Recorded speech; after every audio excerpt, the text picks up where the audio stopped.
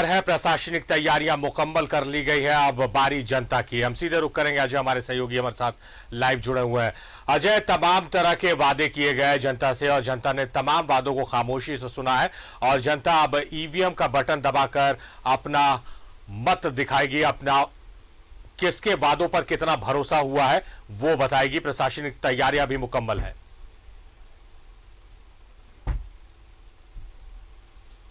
बिल्कुल साहब, देखिए सुबह 7 बजे से वोटिंग प्रक्रिया शुरू होगी और मांडर का इतिहास रहा है कि सुरक्षा बहुत बड़ी चीज वहां नहीं रही है। कहीं कई बार लोकसभा के चुनाव हुए हों या फिर विधानसभा के चुनाव हुए हों, सब कुछ पीसफुल गुजर जाता है। ये मांडर की जनता को इसके लिए बधाई दी जानी चाहिए और कल भी यदि वोटिंग हो रही है वहां पर तो सब कुछ पीसफुल होगा, यह मानकर चलिए। हालांकि पुलिस ने अपनी तरफ से पूरी तरह से जो उनका कर्तव्य होता है, जो उनकी औपचारिकताएं होती हैं, उसका उन्होंने पालन किया है। सुबह 7 बजे से वोटिंग होनी है, लेकिन ये चुनाव बेहद ही दिलचस्प मुकाबले पर जा पहुंचा है। खासकर तब और सारी जब देव कुमार धान कुछ दिनों पहले तक भारतीय जनता पार्टी से इसलिए नाराज थे कि उन्हें टिकट नहीं दिया जा रहा है।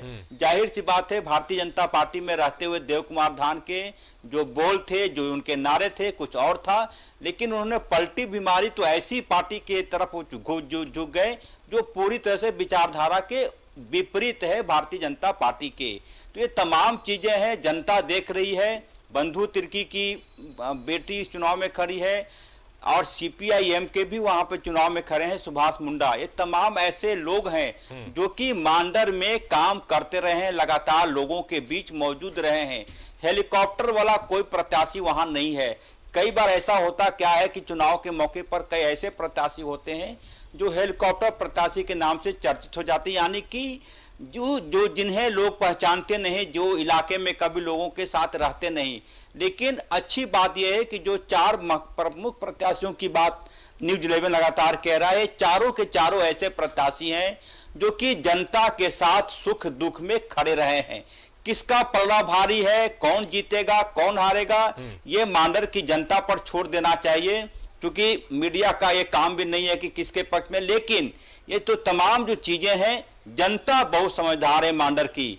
तमाम प्रत्याशियों ने नजदीक से देखा है किसके बातों में कितना दम है, कौन वादा करता है और कौन दावा करता है। तमाम चीजें कल होंगी और ईवीएम का जो बटन दबेगा तो वहां के एक एक वोटर के मन में ये चीजें होंगी कि जिस प्रत्याशी को वो मांडर से विधानसभा में भेज रहे हैं, क्या वो उनकी उम्मीदों पर खरा उतरेगा, उनकी उम्मीदों पर, उनकी अपेक्षाओं पर वो खरा उतरेंगे या फिर सिर्फ वादे वाले नेता साबित होंगे। अच्छी बात यह है कि इस चुनाव में जो मांडर का चुनाव हो रहा है उसमें युवा उम्मीदवार भी हैं, बुजुर्ग उम्मीदवार भी हैं, यानी कि ऐसा वहां पे पूरी तरह से संगम है प्रत्याशियों को कि वोटरों के पास खुला ऑप्शन है कि आप जिन्हें चुनिए, ये आपके हाथ में है। युवा वोटर को, युवा पॉलिटिशियन को चुनना है। युवा यहाँ 2 मौजूद हैं, देव कुमार धान मौजूद हैं। यदि आप बहुत ज्यादा चाहते हैं कि जो अनुभवी लोग आए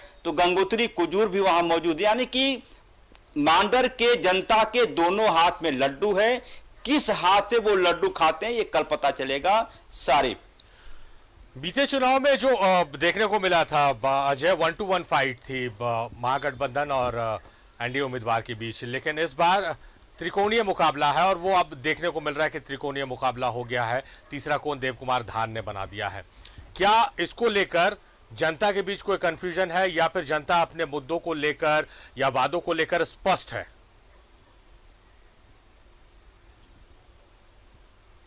देखिए सारी 2-3 बातें इस चुनाव में अहम है। सबसे अहम बात यह है कि ये मांडर का सीट, जैसा कि बंधु तिर्की की बेटी लगातार चुनाव में कह रही है कि वो एक प्रकार से वहां की बेटी है। कई बार भावनात्मक अपील वहां की गई वोटरों के साथ। कहा गया कि बेटी को कोई खाली हाथ, जब भी बेटी आती है तो कोई खाली हाथ वहां से नहीं लौटाता। कुछ इसी तरह की भावनात्मक जो चुनाव प्रचार है वो गंगोत्री कुजूर का भी हुआ। और देव कुमार धान के बारे में ये कहा जा रहा है कि क्या वो जिस पार्टी से बिलोंग करते हैं, एआईएमआईएम के जो प्रत्याशी हैं, क्या वो मुसलमानों के वोटरों को अपने तरफ मोड़ने में सक्षम हो पाते हैं या नहीं। देखिए, मुस्लिम वोटरों के बारे में ये कहा अक्सर जाता है कि जो ओवैसी के जो उम्मीदवार होते हैं कई बार इसलिए खड़े होते हैं कि वो वोटरों को इधर से उधर कर सके। मैं वोट कटवा शब्द का प्रयोग नहीं करूंगा क्योंकि कल वोटिंग है, लेकिन जनता जानती है। लेकिन एक बात तय है कि जो आदिवासी वोटों को अपने हित में करने में, अपने पक्ष में करने में कामयाब होगा, या फिर कुछ वोट मुस्लिमों को अपने पक्ष में कामयाब होगा, वो सीधे विधानसभा पहुंचेगा मांडर से। इसमें कहीं से इफ बट नहीं है। अब ये देखना होगा कि क्या मौजूदा सरकार जो 2.5 साल पौने 3 साल का कार्यकाल पूरा करने जा रही है लगभग में, उसके काम से वहां की जनता खुश है। आदिवासी हित की बात लगातार होती रही है। भारतीय जनता पार्टी भी ये कहती रही है कि आदिवासियों का कोई यदि सबसे ज्यादा हित किसी ने किया है तो वो भारतीय जनता पार्टी ने किया है। दूसरी तरफ राज्य की मौजूदा सरकार है, हेमंत सोरेन की सरकार है, एक मैसेज भी जाएगा। देखिए, मांडर का चुनाव एक मैसेज भी देने की कोशिश करेगा। यदि महागठबंधन की उम्मीदवार की जीत होती है तो ये कहा जाएगा कि अब तक जो कार्यकाल रहा है राज्य के मुख्यमंत्री हेमंत सोरेन का, वो फील गुड वाला रहा है। देखिए, राजनीति में कुछ बातें ऊपर नीचे होती हैं, ये होना और नहीं भी होती हैं, तो ये विपक्ष का धर्म होता है कि ऐसी बातों को ज्यादा उछालें। लेकिन ये एक लिटमस पत्र की तरह टेस्टिंग भी होगा कि क्या मौजूदा सरकार के कार्यकाल को जनता ने एक्सेप्ट किया है, कहीं कोई नाराजगी तो नहीं है। और यदि बंधु तिर्की की बेटी चुनाव जीत कर आती है तो ये फील गुड होगा महागठबंधन को और ताकत मिलेगी जिस प्रकार से अभी मौजूदा राजनीति चल रही है।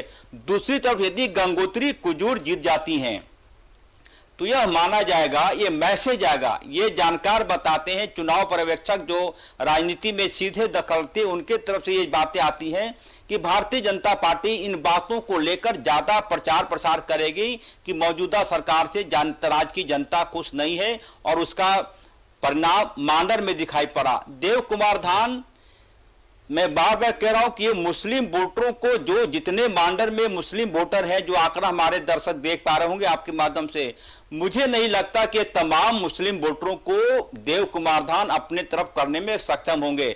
यदि वो पुराने लीडर रहते ओवैसी के, लगातार वहां काम करते रहते, तो मुस्लिमों को लगता कि कोई एक ऐसा व्यक्ति है जो कि हमारे पास साथ खड़ा है।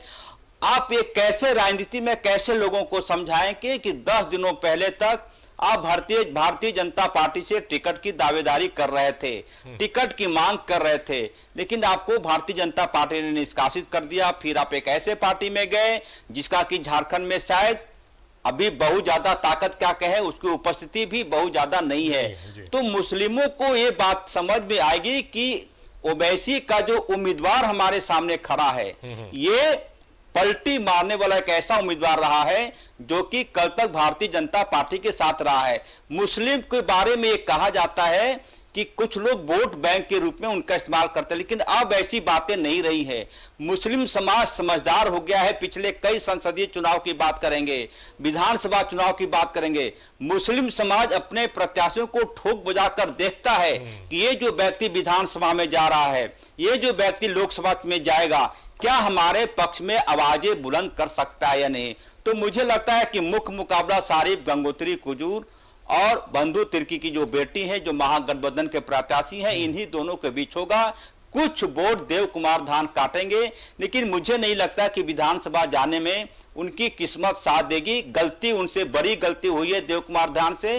जो फैसला उन्होंने 4 दिन पहले किया, यदि वो 1 साल पहले कर लिए होते तो मुझे लगता है कि उनकी सेहत अच्छी रहती। तो मुख्य मुकाबला आप त्रिकोणीय बोल सकते हैं, क्योंकि त्रिकोणीय बोलने में एक प्रकार से कहें कि किसी प्रत्याशी को यह न लगे कि किसी का मैं परसेप्शन खराब कर रहा हूं। नहीं, ये पत्रकार की बात है, पत्रकार के चश्मे से हम देख रहे हैं। सुभाष मुंडा की भी चर्चा करेंगे। सुभाष मुंडा भी मजबूती के साथ मैदान में उतरे हैं और डटे हुए हैं, तो किसी के पक्ष में या किसी के विपक्ष में नहीं, जो एक्चुअल चीज है जो वहां देखी गई है, जो मुद्दे हैं, वोटर्स का मिजाज है, वो सब नाप तौल कर एक पत्रकार के चश्मे से आप जो जानकारी दे रहे हैं वो काफी महत्वपूर्ण है अजय, और हम उसका सम्मान करते हैं। बहुत शुक्रिया अजय, आप महत्वपूर्ण जानकारियों के साथ इस चर्चा में हमारे साथ जुड़े, आपका बेहद शुक्रिया। तो डगे की चोट में मेरे साथ फिलहाल इतना ही। देखते रहिए न्यूजीलैंड भारत।